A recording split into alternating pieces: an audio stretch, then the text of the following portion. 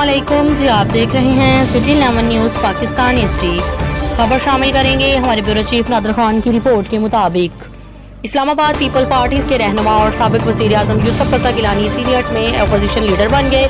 सीनियट में opposition leader के लिए मुस्लिम लीग नून के आज़म नज़ीर तारड़ की जानिब से 21 सैनेटर्स के दस्तखत के साथ दरख्वास्त जमा कराई गई, जबकि यूसुफ रज़ा गिलानी की दरख्वास्त पर 30 सैनेटर्स के दस्तखत थे। चेयरमैन सेनेट सादिक संजरानी ने दरख्वास्तों पर एक एक सैनेटर के इनके दस्तखत की तस्दीक की, जिसके बाद सीनियट सेक्रेटरीट ने यूसुफ रज़ा गिलानी के बतौर अपोजिशन लीडर तकर्री का नोटिफिकेशन जारी कर दिया। ज़राए का कहना था कि JUI ने सीनियट में अपोजिशन लीडर की तकर्री के अमल में हिस्सा नहीं लिया और इसके सेनेटर ने किसी को भी वोट नहीं दिया, जिसकी वजह से नून लीग के उम्मीदवारों के 5 वोट कम हुए। इससे पहले यूसुफ रज़ा गिलानी ने 30 अरकान की हमायत के दस्तखत के साथ दरख्वास्त जमा कराई थी।